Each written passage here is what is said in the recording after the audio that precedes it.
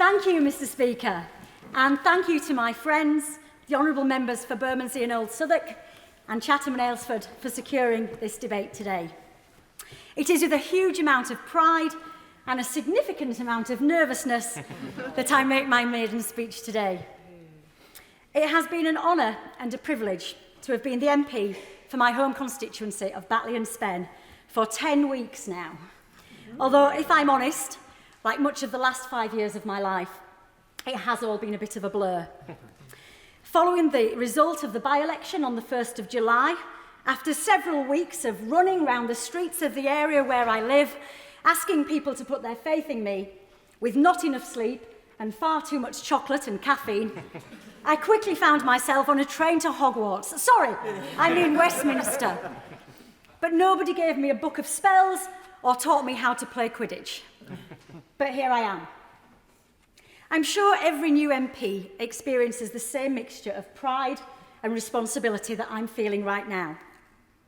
But as the House does my family the great honour of paying tribute to my sister, I hope members will understand that I mean no disrespect to this place when I say that I would give literally anything not to be standing here today in her place. We have already heard what an extraordinary contribution Jo made to politics in the tragically short time that she sat on these benches. The love and respect she earned across this chamber is a testament to the very special qualities she brought to the job and the kind of person she was. Others are better qualified than I am to reflect on her talents as a parliamentarian, and for me she will always be many other things before an MP.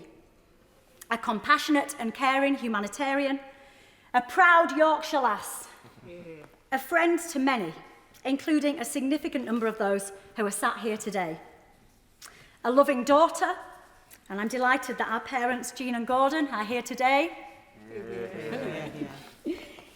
a fantastic sister-in-law and wife, an outstanding mum to Coolin and Layla, who remain full of Jo's energy, optimism and spirit, and the best big sister anybody could ask for.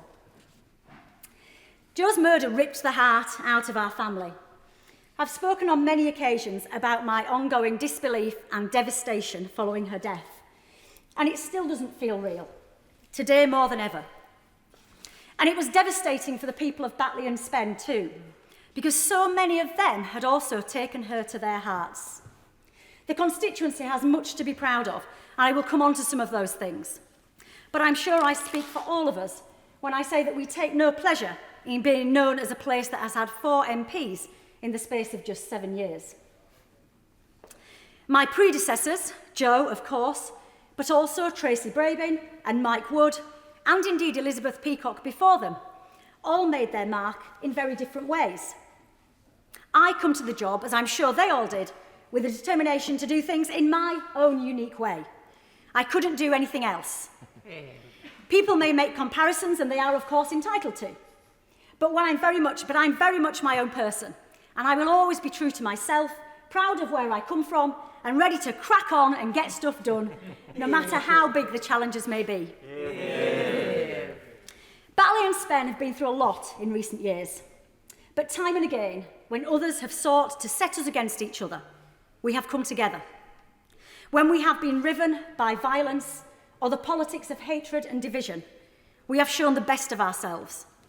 Generosity, warmth, respect, tolerance and love. Those are the true qualities of the people I am proud to represent. Jo said in her maiden speech that as she travelled around the constituency, she was surprised time and time again by the fact that we are far more united and have far more in common than that which divides us. I believe those words are as true today as when she said them, perhaps even more so. But my sister would never have pretended that we don't have our differences and disagreements, and nor do I. Of course we do, and the world would be a very dull place if we didn't. But we should also have the ability to respect each other's opinions when we disagree, and the good sense to know that our communities can only thrive when they embrace each and every one of us.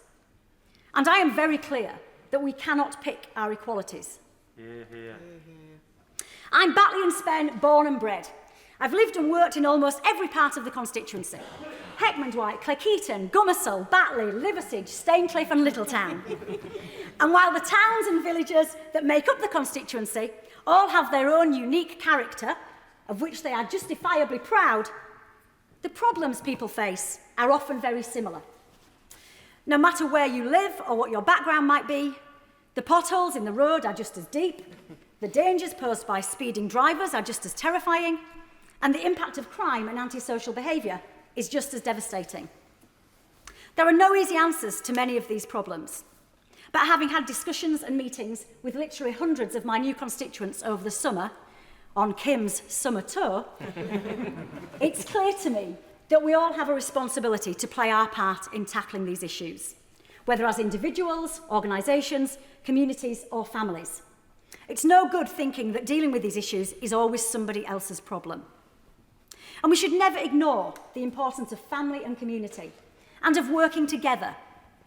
Across Batley and Spen, and indeed the country, whatever your household looks like, the pandemic has reminded us just how much we need our family and friends and the wider community. For Jo and for me, the values we learnt from our parents and the empathy and compassion they instilled in us enabled us to make a difference in our own ways. And we have seen so much of this in recent times. Our schools and colleges, our churches and mosques, our community organisations and sports clubs, and our families and friends have helped to bind us together to face the common challenges we have shared. I'm incredibly proud of the work of the Jo Cox Foundation in this regard. Yeah. Such a valuable part of Jo's legacy. By building a network of more in common volunteer groups and hosting the annual Great Get Together weekend in June on Jo's birthday, the team have worked tirelessly to tackle loneliness and to build togetherness in communities up and down the land. There is something else we have in common in my part of the world. We don't like being taken for fools. So with respect, I say to the party opposite that fine words about levelling up are all well and good. But what we've seen instead in Batley and Spen over the last decade are drastically reduced police numbers, huge cuts to the roads repair budget, growing poverty and inequality, and queues outside our food banks. There are areas of my constituency that are desperate for investment. And I will be holding the government to account to ensure that Batley and Spen gets its fair share of whatever levelling up money is going. So that it goes to the people and communities who need it most. We need new opportunities for our young people, the chance to breathe new life into our villages and town centres, and support for the many excellent businesses we are lucky to have.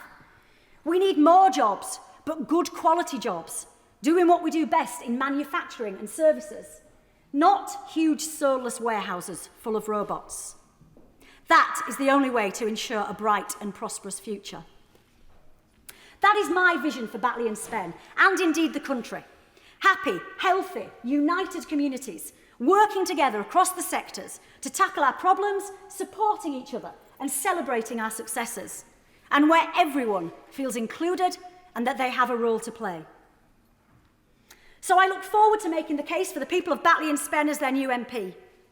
We've all had to get used to using technology to keep in touch in recent times, but I'm very much a people person, so I'm pleased that the business of the House is getting back to normal, although I hope with an appropriate amount of caution and without complacency.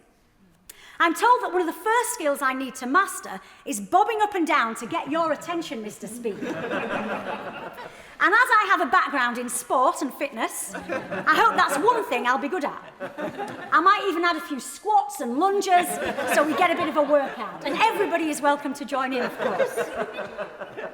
And when I do get the opportunity to speak, it will be an honour to bring a bit of Yorkshire straight-talking grit and common sense to the debates in this place. Like Jo, I will be happy to work with MPs of all parties in the interests of both my constituency and the country as a whole. Indeed, I am grateful to the many members from both sides of the House who have been so generous in welcoming me here. I'm quite new to politics, so I'm the first to admit that I've got a lot to learn. I've already nearly sat down on the wrong side of the chamber a couple of times. Although, whilst that might be the wrong side for now, I'm sure that day will come. Yeah. I've got lost in the maze of corridors in this remarkable building more times than I care to mention. Fortunately, someone has always helped to point me in the right direction. So thank you if you were one of those people. And I'm sure I'll make more mistakes, because I'm only human, as we all are. And I think sometimes people forget that. Yeah. We all have family and friends, and if we're lucky, maybe even some interests and hobbies outside of politics. Putting yourself forward for public office is a brave thing to do, wherever you sit in this place. And I appreciate that now more than ever. Since my election, the one thing that people keep saying to me is, Kim, please don't change.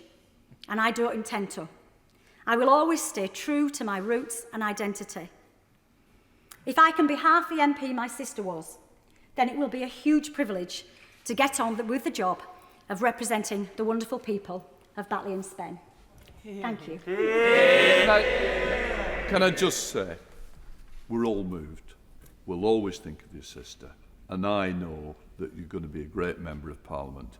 And don't forget, get involved in that rugby league group as well. Andrew Mitchell.